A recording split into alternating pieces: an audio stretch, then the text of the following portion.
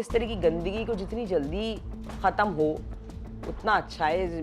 ये नाम के जो बेकार के कास्टिंग डायरेक्टर्स बन जाते हैं, कोई क्रेडिबिलिटी नहीं है, कुछ नहीं, उस तरह की बदतमीजियाँ करते हैं, मैंने सुना है डेफिनेटली। पहला 1 या 2 दिन होंगे, the DOP that time, the DOP, I don't know to name him, but when he shook hands with me, that was very awkward. I was 15 years old, Avinash. So, और हमारा 15 साल बहुत अलग था, जो आज के 15 साल। हम लोगों की पीढ़ी बहुत डरती थी। बस में कोई छेड़ देना तो instead of standing up and saying कि किसको छेड़ रहा है बे, हम लोगों का होता था आई कांटेक्ट मत करो। लेकिन फिर धीरे धीरे एक हिम्मत आनी शुरू हुई मेरे में, इतनी हो गई कि फिर तो लोग बात करने में डरने लगे। उसमें मैं दर्शक को दोषी नहीं मानती, उसमें हमारा कंटेंट है जो दोषी। ऐसी क्या चीज़ है कि हमारी ऑडियंस आ ही नहीं रही है थिएटर तक, क्योंकि उसको थिएटर आकर भी वो एक्सपीरियंस नहीं मिल रहा है। You never take your audience for granted. So what has happened is audience has become very intelligent. अब तो वो प्रोमो देखकर ही नहीं जाते हैं। ओरिजिनल आप क्या बना रहे हैं? कुछ नहीं बना रहे। आप सिर्फ ये हो रहा है कि एक फिल्म का आप वेट करते हैं कि इसका देखते हैं कैसा परफॉर्म करती है, अगर ये चल गई तो नेक्स्ट ऐसी बनाएंगे, या फिर साउथ की अगर आ गई यार ऐसी इसका रीमेक बना लेंगे, सबसे पहले भागकर राइट्स लेंगे। रेडी नहीं है हमारी ऑडियंस इस चीजों के लिए। हेलो, हाय, आदाब, नमस्कार, सत श्री अकाल। आप देखना शुरू कर चुके हैं गलाटा इंडिया और मेरा नाम है अविनाश पाल। आज जो मेरे साथ कलाकार मौजूद हैं वो जितनी तगड़ी, जितनी उम्दा एक्ट्रेस हैं, उतनी ही प्यारी उनकी मुस्कान भी है। ट्रोल से भरी इस दुनिया में शायद ही उनका कोई हेटर होगा।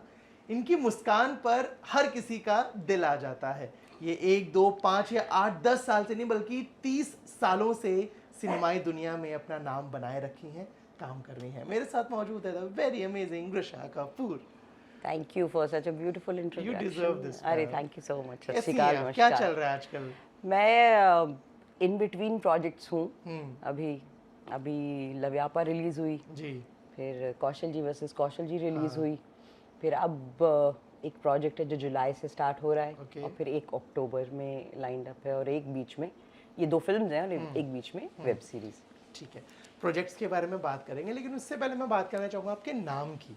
आपका नाम बहुत कॉमन नहीं है, मैंने मतलब भी ढूंढा, मेरे को अलग अलग मतलब दिखाई दिए, तो क्या एग्जैक्टली मतलब है आपके नाम? एक्चुअली मेरे father national school of drama से हैं जी, और ऑलमोस्ट मेरी आधी से ज़्यादा family national school of drama से है। तो बर्टोल्ट ब्रेख्ट एक बहुत बड़े राइटर थे जर्मन जी, उन्होंने एक प्ले लिखा था कोकेशियन चॉक सर्कल, जिसके बहुत से शोज हुए, बहुत फेमस, खड़िया का घेरा करके उसका हिंदी का अडेप्टेशन भी है। तो उसमें जो मेन कैरेक्टर थी उसका नाम था ग्रूशा। अच्छा। तो मेरे फादर बहुत फैसिनेट हुए थे उस नाम से, तो उन्होंने मेरा नाम उसी कैरेक्टर पर रखा, और बेसिकली ये रशियन नेम है and it means fruit of love. और जर्मन में भी इसका एक मीनिंग है some goddess, because I was also trying to find out कि मेरा नाम का ओरिजिनल कहाँ से आ रहा है, क्या है। तो 2-3 उसके वर्जन्स मिले, तो वहाँ से ग्रूशा नाम पड़ा, बेसिकली ब्रेख्ट के प्ले से।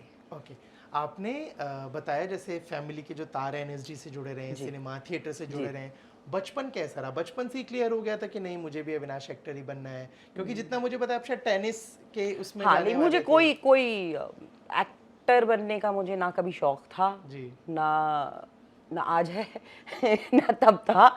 और मुझे ये ज़रूर है कि मेरा जो बचपन है वो बीता ही NSD में है, रिहर्सल्स देखते हुए, शोज़ देखते हुए, और मैं खुद NSD टाई से हूँ। टाई का फर्स्ट बैच हूँ मैं, 89 का। हम छोटे छोटे थे तो उसमें बच्चों के लिए टाई शुरू हुआ था पहली बार, थिएटर इन एजुकेशन।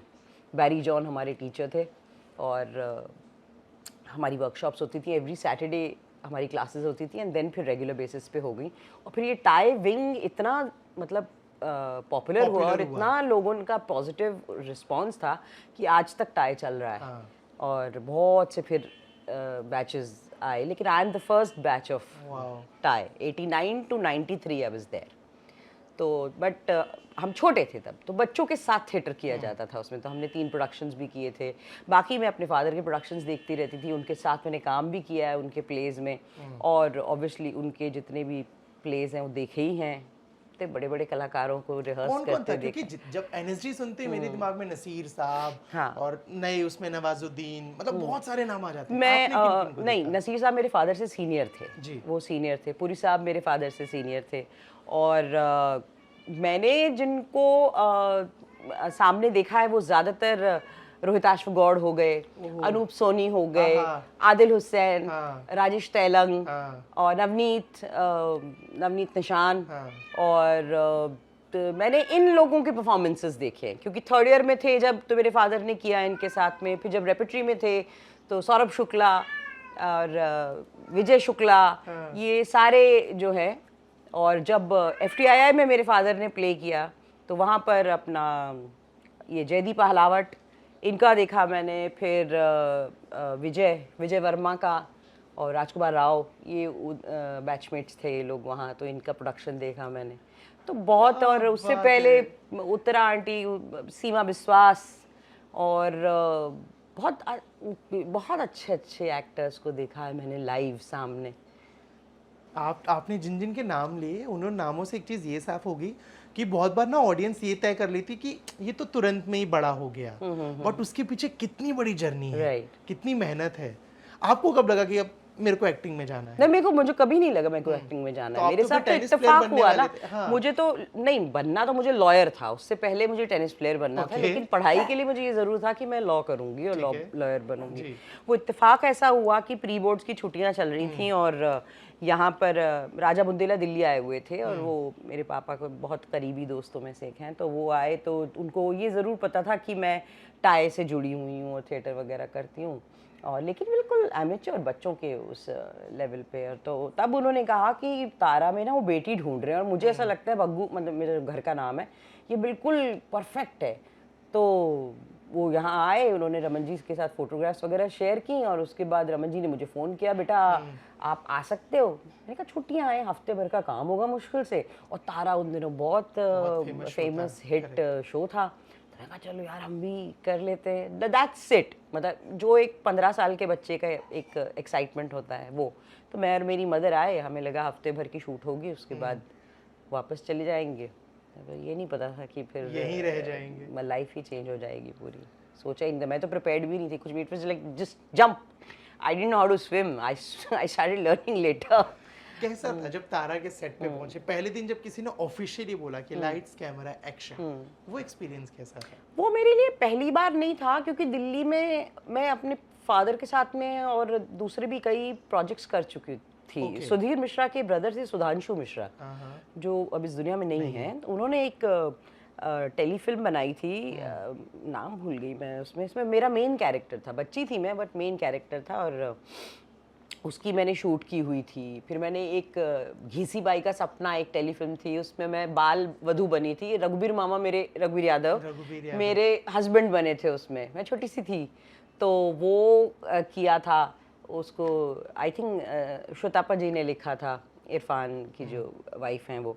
तो ऐसा नहीं था मेरे लिए कि ये कोई बहुत नई दुनिया है या नई चीज़ है जो मुझे नहीं पता है, बल्कि इनफैक्ट मैं बहुत ज़्यादा कैजुअल थी इस चीज़ को लेके, जो यहाँ पर लोगों को काफ़ी सरप्राइजिंग लगा कि जब उन्होंने मुझे फर्स्ट टाइम, जब मैं ऑडिशन था तारा का, I was the last one two reach, तो उसके बाद जब उन्होंने मुझे स्क्रिप्ट दी तो काफ़ी लंबा चौड़ा वो था, एक सोलोलिकी टाइप, तो मुझे याद हो गया, तो मैंने बोला मैं रेडी हूँ।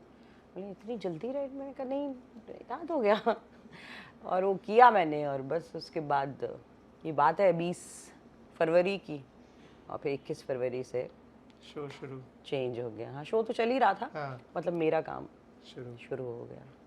मेरे को याद है, if I am not wrong, आपने एक शो भी किया था जिसमें जो आप थे, जो शो का नाम था कहता है दिल। हाँ। और आपने जो आपकी मदर इन लॉ का आपने रोल प्ले किया था, और आपकी बहू आपसे एज में बड़ी थी। क्या था वो किस्सा?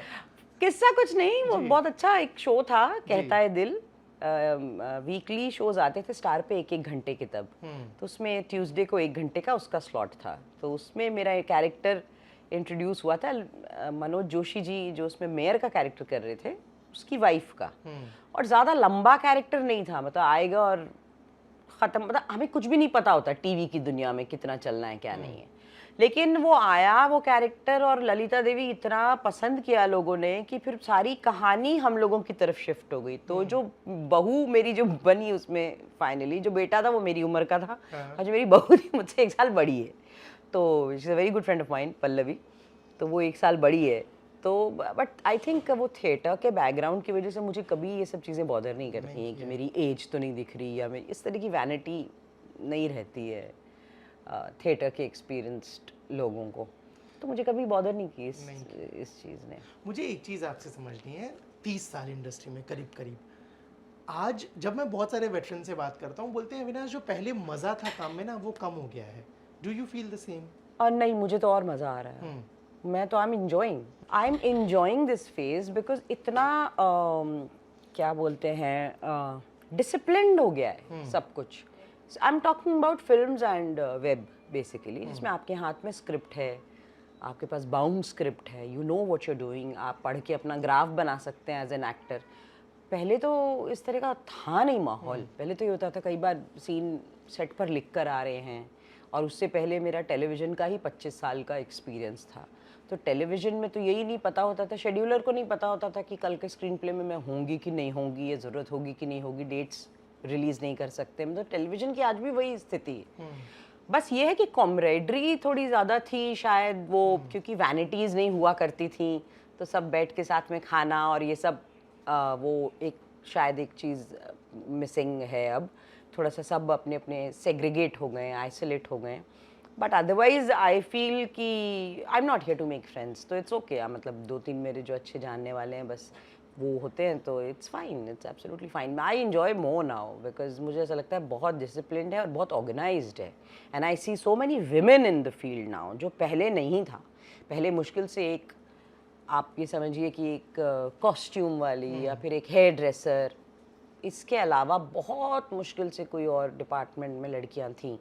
अब तो आप देखिए तो डीओपी से लेके डायरेक्टर से लेके, और I feel so nice, I feel so comfortable, और इतना अच्छा लगता है ये चेंज देखना। देयर आर नो गाली गलोच ऑन सेट, कोई बदतमीज़ी वाली बातें नहीं। वरना पहले क्या होता था, पहले के टाइम में कि थोड़ा सा उस तरह का सेट होता था कि सब आदमी है ना, तो क्या फ़र्क पड़ता है किसी ने अच्छा बुला भी रहे थे, अबे हाँ इधर आ, ये तो अब वो नहीं है। अब बहुत मुझे तो लगता है आज डेकोरम है, और मुझे लगता है आज की पीढ़ी बहुत पढ़ी लिखी और समझदार है जो इस फील्ड में आई है। तो that has made a huge difference. आपने महिलाओं का जिक्र किया कि अब विमेन बढ़ गई हैं चीज़ों में। मुझे ये बताइए एज एन एक्टर पहले क्या कुछ प्रॉब्लम्स होते थे एज अ फीमेल एक्टर, और वही प्रॉब्लम्स अभी भी हैं या अब चेंज हुए हैं? जैसे पहले सैनिटेशन का बहुत प्रॉब्लम, जितने बात होती है वो होता था, प्रॉपर जगह नहीं होती थी जहाँ पे आप जाके ड्रेसेस वगैरह चेंज कर सको। वो जो आप बात कर रहे हैं ना, वो मेरे से भी पुराने टाइम की बात है, क्योंकि मैंने जब काम करना शुरू किया तो प्रॉपर बंगले में रूम्स होते थे, 2 ग्रीन रूम्स, एक जेंट्स के लिए एक लेडीज़ के लिए, तो उसमें प्रॉपर बाथरूम तो कभी दिक्कत मैंने नहीं फेस की है। बहुत कभी कोई ऐसा रेयर केस हुआ कि हाँ इंटीरियर में कहीं शूट कर रहे हैं और वैनिटी कहीं दूर खड़ी है तो एक दिक्कत हुई, otherwise I have not faced anything, क्योंकि वैनिटीज़ ने लाइफ बहुत ईजी कर दी है। तो उस तरह का मैंने तो नहीं फेस किया है। वो मुझसे भी पहले का दौर था वो। हाँ। जब अरुणा जी और आशा जी का इंटरव्यू देखिए, कहीं भी चेंज करना पड़ता था बेचारियों को, और वो सब वो हम लोगों ने नहीं फेस किया। एक प्रॉब्लम जो बहुत कंसिस्टेंट रही है तब से लेके अब तक वो है कास्टिंग काउच। अब आज भी बहुत सारे लोग बात करते हैं, आराम नगर में चले जाओ, जो नए एक्टर्स हैं या जो अभी एस्टेब्लिश हो चुके हैं, वो भी बोलते हैं कि उन्हें गलत तरीके से अप्रोच किया जाता था, ऑफर्स दिए जाते थे कि फिल्म चाहिए या शो चाहिए, तो बहुत सारी चीजें। नहीं आई टोटली एग्री, ये होता है और कोई छुपी बात नहीं है ये, और this is not something you can just put it under the carpet and forget about it. It is there, it is prevalent, and बस मुझे एक चीज़ ये है कि ये सारी फील्ड्स में है इस तरह का एक्सप्लॉयटेशन, लेकिन हमारी फील्ड क्योंकि पर्दे के सामने है तो ज़रा ज़्यादा हाँ चकाचौंध है, इसमें लाइमलाइट है, तो ज़रा ज़्यादा ल्योर हो जाते हैं लोग और ज़्यादा खुलकर भी सामने ये बात आ रही है। वरना मुझे लगता है एक्सप्लॉयटेशन तो कोई भी, एक रिसेप्शनिस्ट का भी एक्सप्लॉयटेशन, उसका बॉस सरकारी अफसर, आप देखते ही हैं कितनी आजकल वीडियोस आते हैं और क्या क्या होता है। तो it is not something, I am not saying कि वो ये इतना हो रहा है तो ये सही है। मैं ये कह रही हूँ कि हर फील्ड में है ये, वो हम पर है, एक औरत पर है एक लड़की पर है कि वो कितना सामने वाले को इजाज़त देती है और कैसा अपना डिमीनर रखती है, और मतलब पूरा हक है उसको उठ के थप्पड़ मार देने का। और ये मैं तो यही कहती हूँ, मतलब बाकी ये है कि इस तरह की गंदगी को जितनी जल्दी ख़त्म हो उतना अच्छा है। ये नाम के जो बेकार के कास्टिंग डायरेक्टर्स बन जाते हैं, कोई क्रेडिबिलिटी नहीं है, कुछ नहीं, वो इस तरह की बदतमीजियाँ करते हैं, मैंने सुना है डेफिनेटली। एंड इनिशियली तो मैंने I have not faced anything like that because I was directly dealing with Raman ji, and Raman ji knew my father and all.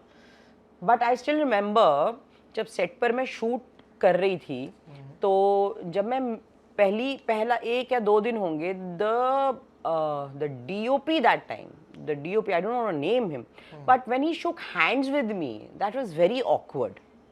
I was 15 years old, Avinash. So, और हमारा 15 साल बहुत अलग था, जो आज के 15 साल का है। आप ये समझ लीजिए कि आप 50 साल पहले और चले जाइए, मतलब तब हम लोग बिल्कुल वैसे थे, बहुत सीधे थे। So the way he shook hands with me was very, I was like ये ऐसे कैसे इन्होंने, मुझे तो पता भी नहीं था कि वो कोई गंदा जेस्चर था या क्या है। बट देन लेटर ऑन जब मैं थोड़ा सा समझ आई मुझे, मैंने कहा व्हाट द यार, ये क्या किया था इन्होंने। फिर उसके बाद एक दिन मुझे, तुम मुझे गलत तो नहीं समझी ना बेटा, मैंने वो क्या, मैंने कहा अरे यार ये थी चीज़, मुझे I was too innocent to understand. But इस तरह की देखिए चीज़ें करते हैं लोग। ही थॉट छोटी है, क्या अभी समझ में तो आएगा नहीं, स्टार्ट कर देता हूँ ऐसे करना। But then later on he became very शरीफ। आपने कंप्लेन करी उनकी? मुझे तो पता ही नहीं था कि ये चीज़ गलत हुई है जो हुई है, मतलब मुझे कंप्लेन करनी चाहिए किसी से। और पता है क्या, हम लोग तब जो हमारी पीढ़ी 70s के, जो लेट 70s के हम लोगों की पीढ़ी है ना, हम लोगों की पीढ़ी बहुत डरती थी। बस में कोई छेड़ देना तो instead of you know standing up and saying कि किसको छेड़ रहा है बे, हम लोगों का होता था आई कांटेक्ट मत करो। दिल्ली में तो स्पेशली यू नो, तो इस तरह से बड़े हुए, तो उतनी हिम्मत नहीं थी तब। लेकिन फिर धीरे धीरे एक हिम्मत आनी शुरू हुई मेरे में, इतनी हो गई कि फिर तो लोग बात करने में डरने लगे, बल्कि बदनाम करने लगे कि अरे भैया बहुत खड़ूस है, बहुत अक्खड़ है ये। मैं कहा जो बोलना है बोलो, as long as you stay in your limits. So that is there is definitely this issue is there. Contracts कितने बदले? कॉन्ट्रैक्ट्स पहले तो होते ही नहीं थे कॉन्ट्रैक्ट्स, पहले तो ज़बानी होता था, सब कुछ अंडरस्टूड होता था, और ना पैसे लिखे जाते थे उसमें, ना नंबर ऑफ डेज, कुछ नहीं है। भाई तू है उसमें, करना है हाजिर करेंगे, कोई वो ही नहीं था उसमें। अब तो proper contracts and you know water tight एकदम, ये वो दुनिया भर की चीज़ें आ गई, जो अच्छा भी है। उसमें आप अपनी शर्तें भी लिखते हैं, उसमें आप अपनी भी शर्तें लिख सकते हैं कि मतलब मैं तो लिखवाती हूँ, जैसे कि मैं मेरा कोई भी कैरेक्टर सजेस्टिव डायलॉग नहीं करेगा, सजेस्टिव सीन नहीं करूँगी, मैं गंदी भाषा का इस्तेमाल नहीं करूँगी, ये सब मैं पहले से उसमें क्लैरिफाई कर, डीप नेक कपड़े नहीं होने चाहिए मेरे, सब ये मैं पूरा मेरे कॉन्ट्रैक्ट में लिखा होता है सारी चीज़ें। तो अच्छा है एक तरह से ना कि पहले ही आप हाँ पहले, क्योंकि उसमें लिखा रहता है ना बॉडी डबल आपका हम यूज़ कर सकते, तो मैं उसमें पहले ही कह देती हूँ कि मेरे कैरेक्टर पे ये लागू नहीं होता है, क्योंकि मैं ऐसे कोई कैरेक्टर ही नहीं करती हूँ। तो ये मैं पहले ही क्लैरिटी ले लेती हूँ कि वो नहीं हो। तो मुझे तो लगता है अब ज़्यादा अच्छा ही कॉन्ट्रैक्ट्स वगैरह हैं, और I feel more comfortable now. और पहले भी अच्छा ही था, ज़बान बहुत होती थी, कह दिया सो कह दिया, और पैसे भी टाइम पे आ जाते थे। कोई पैसा अटका है आपका? हाँ। कितना? मेरा तो काफ़ी पैसा अटका है, मेरा काफ़ी पैसा अटका, और अपनों के यहाँ अटका है, तो ऐसी जगह अटका कि मैं कुछ बोल भी नहीं पाई। कब अटक गया तो अटक गया, मतलब क्योंकि कॉन्ट्रैक्ट भी नहीं होते हैं, और आप जहाँ से आपने शुरुआत की, जो आपके पुराने जानने वाले, उनको तो नहीं आप सेंटा लेकर जाओगे कि चलो केस करते हैं इन पे। फिर आपको ये होता है कि चलो जस्ट फॉरगेट अबाउट इट, जो अब नहीं होता, क्योंकि अब सारी चीज़ें डॉक्यूमेंटेड है। और दूसरा क्या है, अब वो पर्सनल रिलेशनशिप ख़त्म हो गई है। अब मेरा कोई पर्सनल किसी से कोई मेरी ऐसी दोस्ती नहीं है। सीधे मैं कहूँगी आप मेरे पैसे नहीं दे रहे, मैं आपको डेट नहीं दूंगी। अगर बीच में गैप आ गया, आपने पैसे देने, तो सिंपल सी बात है। वो सॉफ्ट कॉर्नर नहीं है अब कोई। तो ये क्लैरिटी एक बड़ी हो गई है। तो आई फील मतलब every sense today it's making more sense, the contracts and everything, it's much better, जितनी बदल रही है बेहतर बेहतर हो रही है। मुझे तो इसलिए मुझे कोई आज के लिए कुछ शिकायत करता है तो मुझे वो ढूंढनी पड़ती है, क्या शिकायत, मतलब मुझे पहले से तो सब चीज़ें अच्छी लग रही हैं।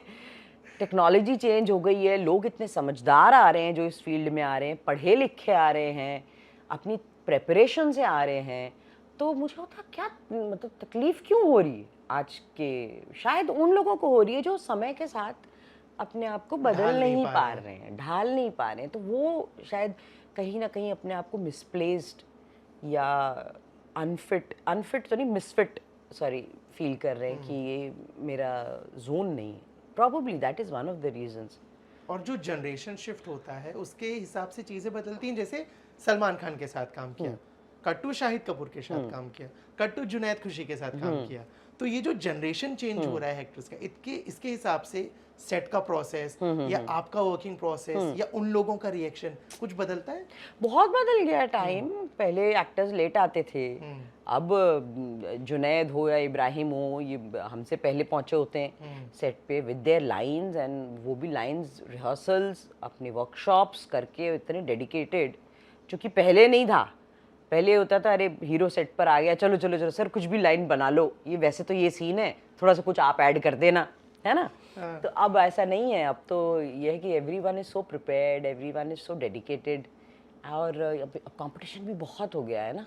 अब ऐसा हो गया है कि भाई तू नहीं है तो तेरे से बेहतर 10 पढ़े हुए हैं, और यही वर्ड यूज होता है, पढ़े हैं। हाँ, तो इसलिए अब सब बहुत सीरियस हो गए अपने काम को लेकर। मेरा तो बहुत अच्छा एक्सपीरियंस रहा, खुशी, जुनैद, इब्राहिम, विजय, एवरीवन, जिस मतलब मुझे अभी लगातार काफ़ी नए और उन लोगों के साथ काम किया तो बहुत मज़ा आया मुझे। मर्डर मुबारक में इनफैक्ट सारे पुराने लोग थे उसमें, तो डिम्पल जी थी और वो तो मैंने एक दिन मतलब not that I was trying to you know eavesdrop और समथिंग, बट मेरे सामने करिश्मा कपूर, करिश्मा ने संजय जी से बोला, हाँ everything has changed so much, you know, पता नहीं मतलब सब इतना हमारे टाइम कितना डिफरेंट था ना। तो आई कुड रिलेट कि वो क्या कहने की कोशिश कर रही हैं, यू नो। अब वो टाइम उतना नहीं दिया जाता, पहले तो एक सीन होता था फिल्म में, यू नो, 2-2 दिन बैठे हुए हैं, एक्टर नहीं आया है, हीरो पहुंचा नहीं है, and you just waiting for him. तो अब ऐसा नहीं है, अब चीज़ें बहुत बदल गई हैं, सीन्स भी बहुत मतलब 3-4 होते ही होते हैं, मतलब एटलीस्ट नए लोगों के साथ तो इतने होते ही हैं। मैं नहीं कहती हूँ कि सलमान, शाहरुख और आमिर की फिल्म्स में इतने सीन्स एक दिन में होते होंगे, but definitely the work has increased, but I am talking about in a days time. Probably जब जहाँ एक सीन होता था अब 3 सीन होते हैं, 4 सीन होते हैं, और वेब सीरीज़ आ गई है तो वो टीवी से थोड़ा सा ही मतलब 4 कदम ही आगे है बस, उसमें भी बहुत सीन्स होने लग गए हैं अब, क्योंकि बजट कट्स हो गए हैं अक्सर। वेब सीरीज को लेके 2 चीज़ें बोली जाती है, एक तो ये कि नए कंटेंट को, नए लोगों को मौका दिया है, बट दूसरा कहीं ना कहीं इसने थिएटर की ऑडियंस खाने का भी काम किया है। अब लोग थिएटर्स में फुटफॉल कम हो गए हैं, क्योंकि हर फिल्म कुछ ना कुछ दिनों बाद OTT पे आ जाती है या सीधे OTT रिलीज हो रही है। तो वो जो एक मेहनत होती थी आदमी की, वो तैयार हुआ, टिकट्स बुक करे, घर से गया, वहाँ पहुँचा, समोसा पॉपकॉर्न लिए, फिल्म देखी, वापस आया, वो इंसान बचाना चाह रहा है। नहीं देखिए, उसमें मैं दर्शक को दोषी नहीं मानती हूँ, उसमें हमारा कंटेंट है जो दोषी। ऐसी क्या चीज़ है कि हमारी ऑडियंस आ ही नहीं रही है थिएटर तक, क्योंकि उसको थिएटर आकर भी वो एक्सपीरियंस नहीं मिल रहा है। वो ये कह रहा है कि यार ये थिएट्रिकल, मैं पहले क्या होता था, एक फैमिली आउटिंग होती थी, एक फिल्म देखना मतलब एक पिकनिक इवेंट होता था कि हम फलानी तारीख को इतने टिकट्स बुक किए हुए हैं, पूरी फैमिली जाएगी देखने। अच्छा, तब क्या है, लोगों ने ज़्यादा एक्सपोजर भी नहीं हुआ था लोगों का बाहर के सिनेमा का या वेब का या किसी भी चीज़ का। वेब था ही नहीं पहले तो, मतलब ज़्यादा से ज़्यादा पाकिस्तानी नाटक, उनके टेप्स, उमर शरीफ और वो सब होते थे, और वो बाहर के कैसेट्स, क्या VHS, उस पे फिल्में देख ली। हाँ वो तो, हाँ हम तो वो वाले टाइम के लोग हैं ना। तो अब हुआ क्या, कोविड के दौरान लोग घर पे थे, कुछ करने को था नहीं, फिल्में तो देख नहीं सकते थे, ना रिलीज हो रही थी, तो अचानक उनके ज्ञान चक्षु जो है ना वो खुले, अरे नेटफ्लिक्स पे इतना अच्छा भी है, फलाने पे इतना अच्छा है, अमेजोन पे इतना अच्छा है, अरे यार ये तो बहुत कमाल का है, ऐसी तो कहानी नहीं देखी, ऐसी तो मतलब एक्टिंग नहीं देखी। तो कितनी चीज़ें चेंज हो गई, ज़बान चेंज हो गई, परफॉर्मेंस का तरीका चेंज हो गया, मतलब बहुत परिवर्तन आया है। तो उस कारण भी ये हो गया है कि ऑडियंस इतनी समझदार हो गई है, वो इतनी तेज smart, she never take your audience for granted. So what has happened is audience has become very intelligent. अब तो वो प्रोमो देखकर ही नहीं जाते हैं। पहले तो ये होता था ना कि फिल्म देखकर बोलते थे अरे अच्छी है या बुरी है, वर्ड ऑफ माउथ से होता था। अब तो प्रोमो में उनको खुशबू आ जाती है या बदबू आ जाती है कि जाना है कि नहीं जाना है। और हमारी फिल्मों का पतन भी बहुत हुआ है।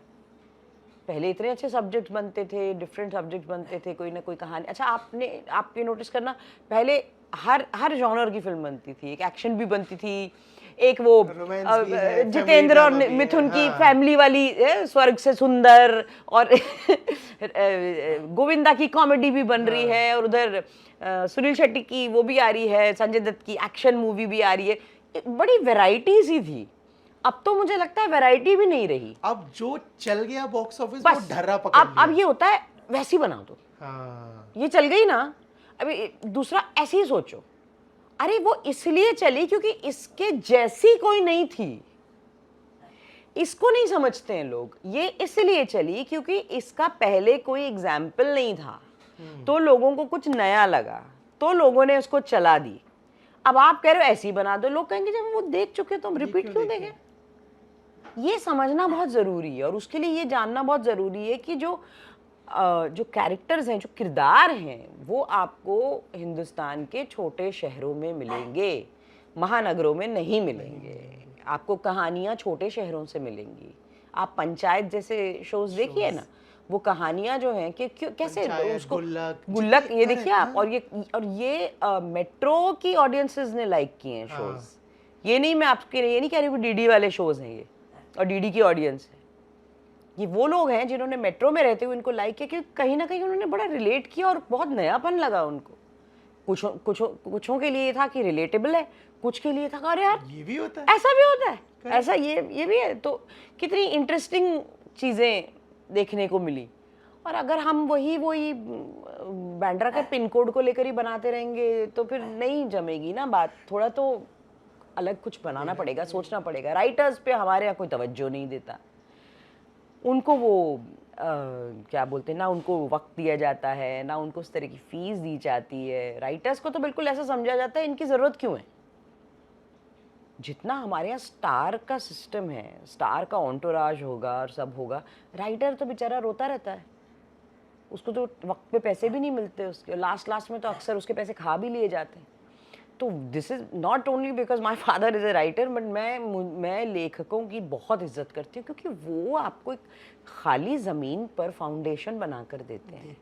खाली कैनवस पर वो आपको स्केच करके देते हैं, उस पर आप ट्रेस करते रहिए, वो ट्रेस बना के उन्होंने स्केच दिया आपको, फिर आप रंग भर रहे हैं उसमें, आप उनको तवज्जो ही नहीं दे रहे हैं, तो वो गलत है। कितने इतने अच्छे राइटर्स हैं बेचारे, वो सही जगह नहीं पहुँच पाते अपना सब्जेक्ट लेकर, और अगर पहुंच भी जाते हैं तो उनके सब्जेक्ट से चोरी हो जाती है, चुरा लिए जाते हैं उनके सब्जेक्ट्स। कहानी इधर से उधर, वो अगर उसमें ABCD था तो इसमें XYZ बना देंगे, नाम चेंज कर देंगे, कुछ ना कुछ उसका कचूमर बना देंगे, तो वो कहानी ना उस राइटर की रही, ना आपकी रही, और ना पब्लिक की रही, बन के निकल गया। हाँ, तो फिर इसलिए लोगों को कोई इंटरेस्ट नहीं आता, कहते हैं क्यों नहीं चल रही। आप मौलिक क्या बना रहे हैं, ओरिजिनल आप क्या बना रहे हैं, कुछ नहीं बना रहे आप सिर्फ ये हो रहा है कि एक फिल्म का आप वेट करते हैं कि इसका देखते हैं कैसा परफॉर्म करती है, अगर ये चल गई तो नेक्स्ट ऐसी बनाएंगे, या फिर साउथ की अगर आ गई यार ऐसी इसका रीमेक बना देंगे, सबसे पहले भागकर राइट्स लेंगे रीमेक के। और वही अगर साउथ वाला या वही डायरेक्टर आया होता अगर यहाँ पर पहले स्टोरी सुनाने, उसको कहते नहीं यार ये तो बहुत ही ज़्यादा ऐसा अभी रेडी नहीं है हमारी ऑडियंस इस चीज़ों के लिए। आप खुद इमेजिन कीजिए, कंतारा जैसा सब्जेक्ट अगर ऋषभ शेट्टी यहाँ लेकर आते और सुनाते, कोई बनाता? कोई नहीं बनाता। कहते क्या बात कर रहे हैं आप, क्या अभी वो क्योंकि हिट हो गई फिल्म, उन्होंने अपने आप बनाई तो कह रहे वाह वाह वाह क्या फिल्म, क्योंकि उन्होंने अपनी बड़ी रूट से जुड़ी हुई चीज़ बनाई। हर गांव का एक ग्राम देवता होता है, एक देवी होती है जिसको लेकर उस गांव की एक कहानी होती है, मान्यताएं होती हैं उनकी। तो उन्होंने कितनी प्यार मतलब खूबसूरती के साथ उसको फिल्म में दिखाया, जो लोगों को कितना, हमारी भाषा ना होते हुए भी, मैंने तो नॉन डब्ड वर्जन देखा लेकिन मुझे इतनी अच्छी लगी इस फिल्म। एंड में आप फैसिनेट हो जाते हैं यार, क्या मतलब वर्ल्ड क्रिएट किया उन्होंने। अब आओगे कंतारा लेके तो कंतारा ही बना दो। अब कंतारा की जगह कुछ और लेकर आएंगे, नहीं वो नहीं चाहिए, वो चाहिए। ये प्रॉब्लम हो रही है, ये समझ नहीं रहे हैं लोग। रिपीट रिपीट रिपीट रिपीट, वो पब्लिक पक गई है। फिर उसको सच में होता है यार, इतने 300 रुपये 400 रुपये का एक टिकट लेने से अच्छा मेरा सब्सक्रिप्शन में मुझे 30 दिन बाद देखने को मिल जाएगी। कौन सी ऐसी चीज़ है जो 30 दिन में नहीं देखूंगा तो मारा जा रहा हूँ। तो ये बड़ा हो गया है। भाई साहब, जितने भी फिल्म मेकर्स हैं जो इस बात से परेशान है कि ऑडियंस क्यों नहीं आ रही है, जो ये बोलते हैं कि हम ऐसा क्या करें कि थिएटर तक हमारी ऑडियंस आ जाए और क्या बनाएं, ये पिछले 5 मिनट की बातचीत आपके लिए है। समझ आ जाएगा कि क्या बनाना है और क्या नहीं बनाना है। मैं करीब, जैसे हमारी बातचीत 3 दशक से आप हो सिनेमा दुनिया में, मैं अगर पूछूं ऐसा कौन सा मोमेंट रहा आपके लिए, ऐसा कौन सा शूटिंग एक्सपीरियंस रहा या कौन सा सीन रहा जो आपके सबसे करीब है दिल के, कौन सा होगा वो? मेरे देखिए जो सबसे ज़्यादा डिफ़िकल्ट जो मेरे लिए था वो था सिया के राम में कैकई का कैरेक्टर, क्योंकि मैंने ज़िंदगी में पहली बार माइथो किया था, कभी नहीं किया मैंने। और उसमें इम्प्रोवाइजेशन का कोई स्कोप नहीं होता है। उसमें अगर लिखा हुआ है मेरा हृदय आज गदगद है, तो मेरा मन आज बहुत खुश है, मैं नहीं बोल सकती हूँ। मुझे I have to follow that क्लिष्ट हिंदी, प्योर हिंदी, जो उसके अंदर माइथो की एक लैंग्वेज होती है। माइथो और हिस्टोरिकल से मुझे बहुत डर लगता है, क्योंकि मैं बहुत स्पॉन्टेनियस एक्टर हूँ। मैं प्रिपेयर करके नहीं आ सकती हूँ। प्रिपेयर में मतलब ये मैं सीन पढ़ के आ सकती हूँ, बट एक वो जो होता है ना कि एक वो मेथड एक्टिंग, हाँ, I don't belong to that school of acting. So मुझे बहुत टफ लगता है इसलिए वो, क्योंकि आई हैव टू रटोफाई इट। लाइन्स आपकी रटनी पड़े ना जहाँ, तो मुझे वहाँ बहुत घबराहट होती है। तो मेरे लिए इसलिए सिया के राम बहुत टफ था। और वो थोड़ा लार्जर देन लाइफ था, कैरेक्टर भी लार्जर देन लाइफ था, रियल नहीं थे, मिथिकल है। और सब इतने बड़े बड़े हैं, मतलब सब उसमें श्री राम हैं, सीता हैं, माता कैकई हैं। और तो उसमें वो काम करना, और इत्तेफाक से नए शहर में शूटिंग थी उसकी, हैदराबाद में शूट हुआ था। अच्छा, उससे पहले 4 साल से मैं काम नहीं कर रही थी क्योंकि मेरा बेटा हुआ था। तो मैं अचानक एक ऐसे सेट पे, मैं तो करना ही नहीं चाह रही थी, तो एक ऐसे सेट पे पहुंच गई जहां मैं किसी को नहीं जानती थी, क्योंकि टीवी बहुत चेंज हो गया था बीच में 3-4 साल में, 5-6 साल में मैंने छोड़ा हुआ था टीवी काफ़ी समय से। और उसके बाद एक ऐसी जगह पहुंच जाओ जहाँ ना कि शहर अनजान है बल्कि लोग भी अनजान हैं, तो और स्क्रिप्ट भी अनजान है, कैरेक्टर भी अनजान है। तो हर तरह से बहुत डिफ़िकल्ट था मेरे लिए। बट 1-2 दिन लगे मुझे, फिर मैं सुर लग गए मेरे, और फिर वो काफ़ी पसंद किया लोगों ने, बहुत प्यार मिला उसमें। और दूसरा करणजीत कौर, ये 2 मेरे बहुत, करणजीत कौर मेरे बहुत दिल के करीब है, जो ZEE5 जिससे लॉन्च हुआ था, सनी लियोनी की लाइफ पर उसकी बायोपिक। तो उसमें मेरा सनी की मदर का कैरेक्टर था, who had become an alcoholic. और again it was a real character, so I had to be true to the मतलब कैरेक्टर, और उसको बिलीवेबल बनाना था मुझको। और टफ भी था क्योंकि अल्कोहलिक है, मैं अल्कोहल कब, मैं कोई अल्कोहलिक तो हूँ नहीं जो मुझे पता। और वो ऐसा नहीं करते हैं, अल्कोहलिक्स जो होते हैं ना, they try to stay sober, जितना हो सके दिखाने की कोशिश करते हैं कि हम नशे में नहीं हैं। तो वो भी मेरे लिए एक एक्सपीरियंस था। और पहली मेरी वेब सीरीज़ थी, तो उसमें परफॉर्मेंस मैंने, मेरे डायरेक्टर ने और मेरे राइटर्स ने इतनी हेल्प की उसमें कि अंडर प्ले करना है, सब कुछ अंडर प्ले करना है। हमारी क्या सीरियल्स की वजह से स्पून फीडिंग की आदत थी कि सब चीज़ें वॉइस ओवर भी है तो इतना ड्रामेटिक है और ये है और वो है। हाँ, डिश। तो ऐसा इसमें कोई 3 थप्पड़ नहीं थे, इसमें कोई ये कौन धोबी धोबी धोबी। तो इतना मतलब सडनली ऐसा लगने लगा, अरे यार हम तो बहुत सेंसिबल काम कर रहे हैं, बहुत अच्छा लग रहा है। तो उस वजह से मुझे ऐसा लगता है कि ये 2 मेरे बहुत tough and which changed everything for me. And then obviously Ujda Chaman came, then फिर चीज़ें चेंज हो ही गई. फिर अब तो उल्टा होता है. अब तो मुझे होता है कि कोई मुझे कहता है ना थोड़ा सा एक सुर बढ़ा दीजिए, होता है यार नहीं यार ज़्यादा लगेगा. अंडर प्ले करते हैं पूरी क्या बोलते हैं डेफिनेशन ही चेंज हो गई. और इस बीच हम लोगों ने खुद भी कितना एक्सपोज हुए ना बाहर की वेब सीरीज़ को, फिल्म्स को, इंटरनेशनल सिनेमा देखा सबने. मैं सिर्फ अपनी बात नहीं कर रही हूँ क्योंकि मुझे तो पिताजी मेरे 6 साल की उम्र में अकीरा कुरोसावा का फेस्टिवल दिखाने ले गए थे. तो मैंने तो तब से मैं एक्सपोज्ड हूँ बाहर के सिनेमा को. और लेकिन हमारी जो नॉर्मल ऑडियंस है वो जो एक्सपोज हुई कोविड के टाइम पे, वो जो उसने एंजॉय किया, मैंने भी, तो मैं कहा यार ये तो परिभाषा चेंज कर दी गई है. अब आपको लगता है कि बहुत बार हमारी इंडस्ट्री में स्पेसिफिकली हिंदी बेल्ट में एक चीजों को दिखाने का ढर्रा हो गया. फॉर एग्जांपल अगर वो कोई साउथ इंडियन दिखाएंगे तो वो वाला जो एक फ्लेवर है वैसा ही, या अगर किसी को गोवा में दिखाएंगे तो वैसे ही एकदम की इंसान वैसे ही है, जबकि गोवा में रहने वाला या हर साउथ इंडियन वैसा नहीं होता है. कैसे देखते हो इस चीज को? वो स्टीरियोटाइप्स हैं, क्लीशेज हैं. उनको लगता है कि पंजाब का आदमी है तो ओ बल्ले बल्ले, ओ पाजी, ओ लस्सी पिला. यही, अरे यार क्या बात कर रहे हो आप. मतलब साउथ का है तो ये मतलब वो क्या अन्ना ऐसी ऐसी एक्टिंग करवाते हैं ना वो जो. करेक्ट. हाँ, साउथ की भी बुरी फिल्म्स हैं जो बहुत, तो उसमें भी यही है. और अगर मतलब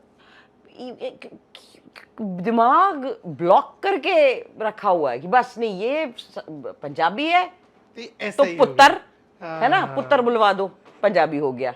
साउथ का है तो अन्ना बुलवा दो, वो हो गया. महाराष्ट्र का है तो उसको वो टोपी पहना दो. तो इतना स्टीरियोटाइप्ड है, इतना हमारे यहाँ सोचने की तो बैंक्रप्सी है, सोचना नहीं है.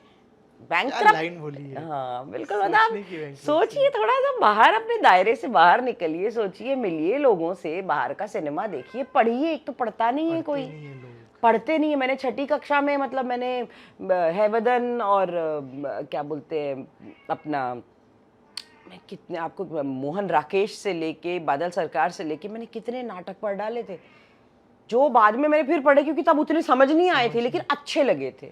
मेरे साथ भी होता है बहुत बार, जो प्लेज या जो चीजें उस वक्त देखी या किताबें उस वक्त पढ़ी नहीं समझ आई, बट बहुत तारीफ होती थी. मैंने कहा पता नहीं क्यों इतनी लोग तारीफ कर रहे हैं.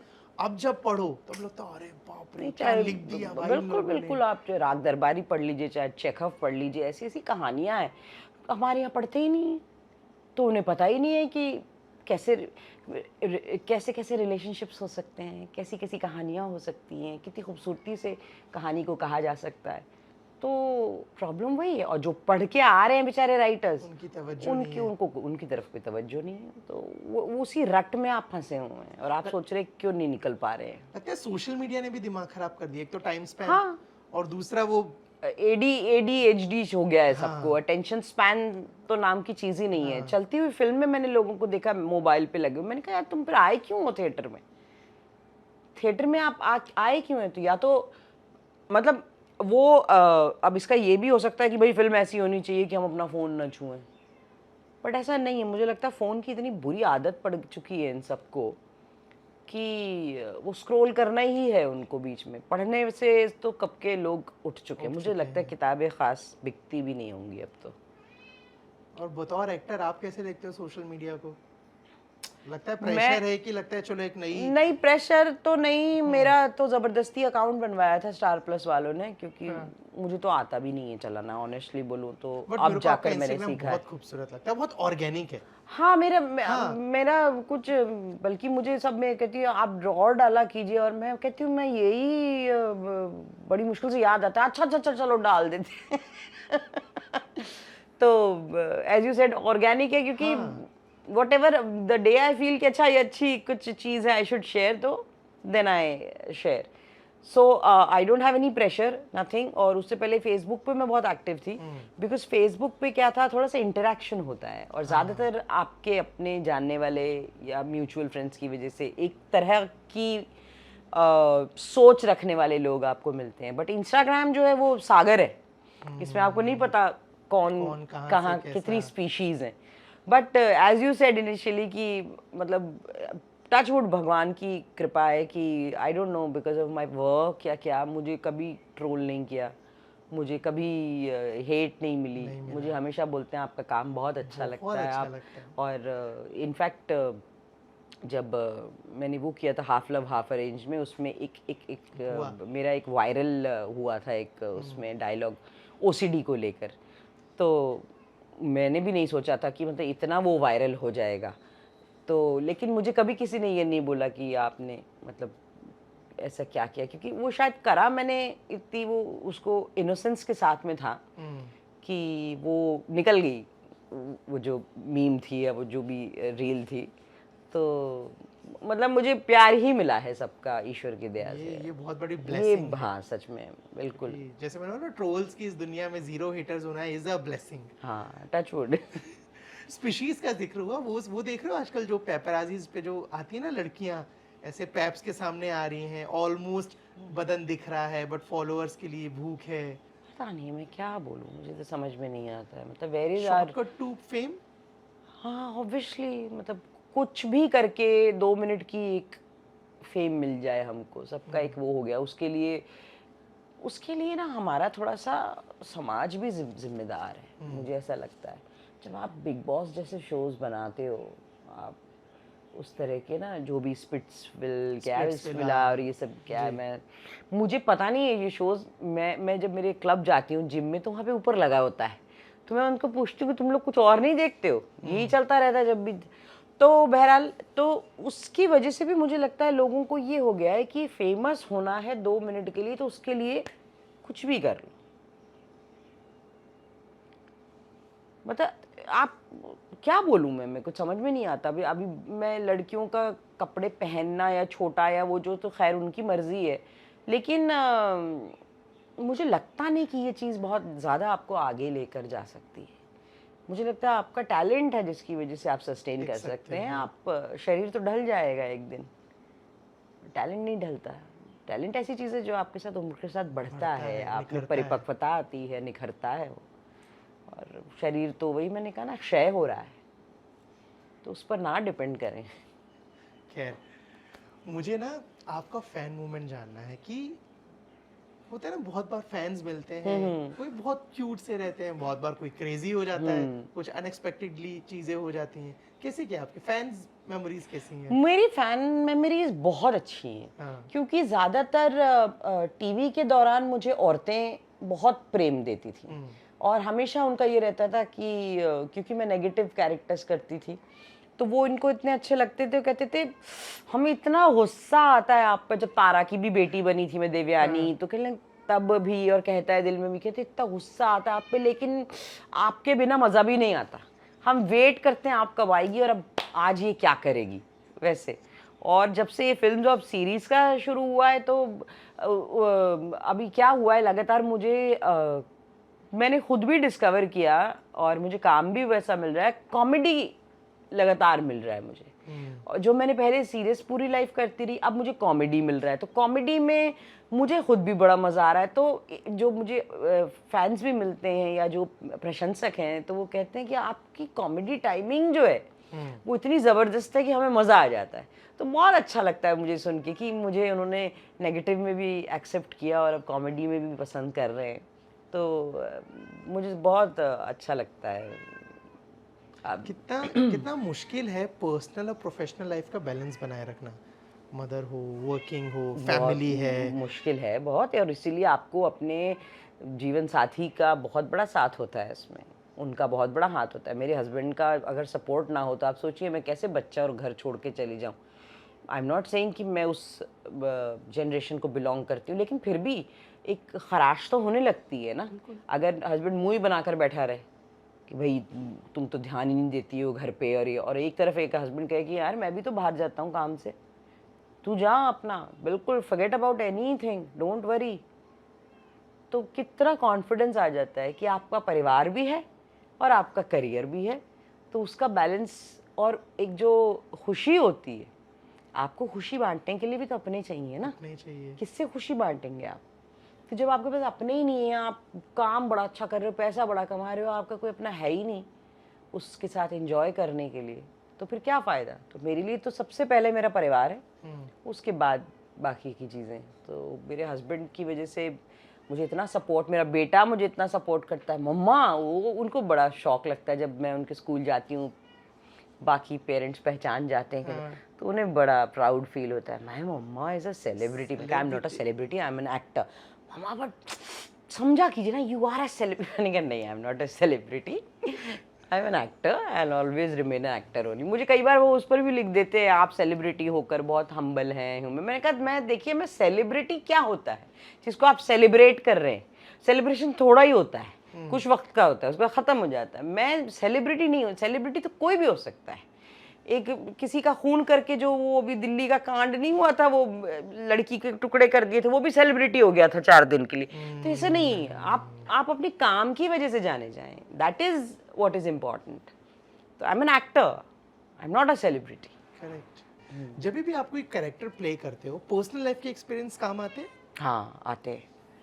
कई बार कुछ सिचुएशंस में बहुत काम आते हैं, और मुझे कैरेक्टर बनाने में बहुत काम आते हैं। जैसे कुछ कैरेक्टर्स मेरे होते हैं तो मुझे होता है यार फलाने को मैंने ये बोलते सुना था, तो मैंने डायलॉग में अपने वहाँ से वो चीज़ इम्प्रोवाइज़ करके ऐड कर दी, और लोगों को लगता है अरे ये क्या है, तो ये बहुत काम आता है। मैं याद रखती हूँ कुछ चीज़ें। जैसे एक बार मैंने मेरी एक को एक्टर थी, उनको मैंने बोलते सुना था कि हाँ, मड आइलैंड में भाटी आइलैंड करके एक वो है बंगलो। तो अब उनको ये नहीं पता था कि आइलैंड में जो एस है वो साइलेंट होता है। ओके। तो वो किसी को बोल रही थी हाँ मैं भाटिया आइलैंड में शूटिंग कर रही हूँ। अब मैंने वो पकड़ लिया, नॉट दैट उनको नहीं मैंने फील होने दिया, कुछ नहीं, मैं तो बिल्कुल स्ट्रेट फेस है। बाद में मैंने किसी कैरेक्टर में मैं कहा देखो भाई इसलैंड में हूँ मैं, वो कहता दिल में यूज़ कर लिया मैंने। ओके। हाँ, तो वो इतना कि इसलैंड क्योंकि पढ़ी लिखी है नहीं वो ललिता, तो इसलैंड ही पढ़ेगी। तो इस तरह का एक एग्जाम्पल दिया मैंने आपको कि मुझे बड़ा मज़ा आता है आसपास के लोगों से कुछ ना कुछ चीज़ उठा लेने में और उसको फिर इनकॉर्पोरेट करने में, कैरेक्टर्स में। हाँ, बहुत। अभी जो मेरा हाफ लव हाफ अरेंज में रजौरी की रजनी बनी हूँ, जो मैं रज्जो, तो वो भी अपने आप में कार्टून है, वो भी बहुत कमाल का कैरेक्टर है। तो उसमें मैंने बहुत से अपने दिल्ली के दोस्त और जानने वाले और लोगों को का उसमें मिश्रण है उस कैरेक्टर को बनाने में। तो उस कैरेक्टर को भी बहुत प्यार मिला है। मुश्किल होता है क्या मना करना? जैसे किसी भी मेकर ने आपको कोई प्रोजेक्ट ऑफर की, अब आपको वो नहीं अच्छा लगा, चाहे कुछ भी वजह हो सकती है, चाहे वो फीस हो सकती है, चाहे वो कैरेक्टर हो सकता है, चाहे वो को एक्टर्स हो सकते हैं, बहुत सारे रीजंस होते हैं, बट उनको मना करना इजी होता है क्या? कि ऐसा ना वो ईगो पे ले ले? नहीं, मैं मना कर चुकी हूँ 3-4 बार। मेरे साथ ऐसा हो चुका है, कई बार पैसों की वजह से, कई बार रोल मैंने कहा यार क्या है इसमें, है ही नहीं कुछ, मैं क्या करूँगी, तो वो उस कारण, और कई बार डेट्स के कारण, और कई बार जस्ट लाइक दैट कि I don't like the people. जब काम करने का मज़ा ही ना आए आपको जाकर, तो क्या फ़ायदा, उससे अच्छा आप अपने घर में बैठ के अच्छी सी वेब सीरीज़ देखिए। ऐसी क्या क्या चीजें आपके लिए जो एक स्क्रिप्ट में है तो आपके लिए हाँ है वो प्रोजेक्ट, वरना फिर नहीं है? मैं ये सबसे पहले देखती हूँ कि एक तो कहानी कैसी है, क्या कह रहे हैं हम, और दूसरा ये कि मेरे लिए क्या है उसमें कुछ करने को, कुछ करने को हो, मतलब मात्र प्रेजेंस ना हो, प्रेजेंस फील हो लोगों को, देखने वालों को। तो ये मेरा एक सबसे बड़ा क्राइटेरिया रहता है। और आपको ये फर्क पड़ता है इस चीज से कि प्रोजेक्ट थिएटर का है या ओटीटी का है? नहीं, नॉट एट ऑल। मेरे लिए फिल्म और थिएटर ओटीटी अब बराबर हो चुका है। मेरे लिए क्या, मुझे लगता है सबके लिए बराबर हो चुका है, कोई फ़र्क नहीं पड़ता। हाँ भाई, वो बात अलग है कि शाहरुख की फिल्म है, सलमान की फिल्म है, तो वो तो थिएटर में ही आएगी पहले, वो एक अलग चीज़ होती है। लेकिन अब तो मुझे लगता है वो जो एक लाइन थी वो मिट गई है। अब नहीं फ़र्क पड़ता अगर आप किसी को बोलते हैं मेरी नेटफ्लिक्स पे फिल्म आई है, या मेरी उस पर, हाँ मर्डर मुबारक तो नेटफ्लिक्स पे रिलीज़ हुई, वो तो रिलीज़ ही नहीं हुई उसमें, तो मुझे नहीं कोई। और रिव्यूज का फर्क पड़ता है? मुझे भगवान की दया से इतने अच्छे रिव्यूज मिलते हैं कि मुझे इतनी खुशी होती है, टचवुड चाहे वो कोमल नाटा जी हों, चाहे अनुपमा चोपड़ा जी हों, चाहे मतलब जितने भी अपने जो मान्य रखते हैं मेरे लिए, वो इतने मुझे अच्छे रिव्यूज मुझे हमेशा मिले हैं। जैसे अभी लव्यापा के लिए भी कोमल नाटा जी ने ऐसे बोला कि she is such a brilliant actor, such a fantastic actor. तो मुझे मैं क्या उसमें, मैं तो एंजॉय करती हूँ, मैं तो खुश हो जाती हूँ कि अरे मेरा काम अच्छा लगा, यू नो। वो एक्टर के लिए आई थिंक ये बहुत इससे बड़ी बड़ी चीज और है। क्या बात हो कुछ नहीं हो सकती है सकता। कि आपको आपके काम को कह रहे हैं कि अरे she lights up the screen every time she is on the screen, तो कितना बड़ा कॉम्प्लीमेंट है अग्री अग्री। कि आप पक नहीं रहे हैं लोग आपको देखकर। और क्या क्या प्रोजेक्ट्स हैं आपके अपकमिंग? अभी मैं पता नहीं, मैं नाम नहीं बता सकती Okay. हूँ। मेरा एक प्रोजेक्ट है नेक्स्ट मंथ, उसमें नमा फिल्म्स एंड धर्मा का प्रोडक्शन का प्रोजेक्ट है। Then there is another project, but अभी उसका नाम नहीं लूँगी because I haven't signed the contract, और उसका एनडीए भी है मेरा। और मेरा हाफ लव हाफ अरेंज का 3rd सीजन भी है, वो भी होना है। और एक दो जगह बात चल रही है, अगर बात बन गई लक्ष्मी जी की तो वही अटकी है। हम तो चाहते हैं मैम आपकी बात बनती रहे, हम आपको ऑन स्क्रीन देखते रहे, क्योंकि आपको देख के वाकई बहुत सुकून मिलता है। आपके जो कैरेक्टर्स होते हैं ना, जिस तरह से पोर्ट्रे करते हो, फिर आपकी मुस्कान। अरे बहुत थैंक यू। खूबसूरत है, thank you। मुझे एक इतना अच्छा, मैं सॉरी आपको काट रही हूँ, please, एक मुझे आज भी याद है। जी अभी किसी ने मुझे एक कमेंट भेजा था उस पर इंस्टाग्राम पे कि मैं इतने पर्सनली मैं बहुत एक बुरे दौर से गुजर रही थी। जिन्होंने लिखा, जी उन्होंने ओके कहने का मैंने आपका परफॉर्मेंस देखा और आपको जब मैं देखती हूँ मैं अपने सारे दुख भूल गई। प्लीज़ गॉड ब्लेस यू, और आप बस ऐसे ही काम करती रहिए, ऐसे ही सबका दिल जीतती रही। तो मुझे लगता है इससे बड़ा कोई, कुछ नहीं है। एज मैंने एन कहा उस एक्टर व्यक्ति जीत को गया। मैंने 2 मिनट के लिए उसके दुख भुला दिए, और वो मुझे ये कह रही है कि मैं अपने दुख भूल गई आपके परफॉर्मेंस से, मैं इतना उसमें खो गई। प्लीज़ आप करते रहना, बस आप जैसे हो वैसे ही रहना। ये मुझे हर कोई बोलता है, जैसे हैं वैसे ही रहिएगा, आप बहुत अच्छे लगते हैं मुझे, बस आप करिए। और महिला मित्र, मतलब ये भी नहीं कि कोई पुरुष लिख रहा है। तो वो मेरे लिए इतना, मेरे लिए कीमती था वो उनका मैसेज, तो मैंने उनको रिप्लाई भी किया। मैंने कहा इससे बड़ा कॉम्प्लीमेंट नहीं हो कुछ सकता नहीं हो किसी सकता के है। लिए। True agree. Thank you so much इस वक्त के लिए, इस बातचीत के लिए, और बहुत सारी चीज़ों पे अपना स्ट्रेट फैक्ट पीओवी रखने के लिए। Thank you. ना सिर्फ मेरे लिए, ऑडियंस के लिए, बल्कि बहुत सारे फिल्म मेकर्स को भी बहुत कुछ सीखने को मिलेगा। So thank you so much ma'am. Thank you so much for this, Avinash. I enjoyed it. Same है। Thank you for the lovely questions. Thank you ma'am. Thank you. नमस्कार एवरीबॉडी, मेरा नाम है ग्रूशा कपूर और आप मुझे गलाटा इंडिया पर देख सकते हैं।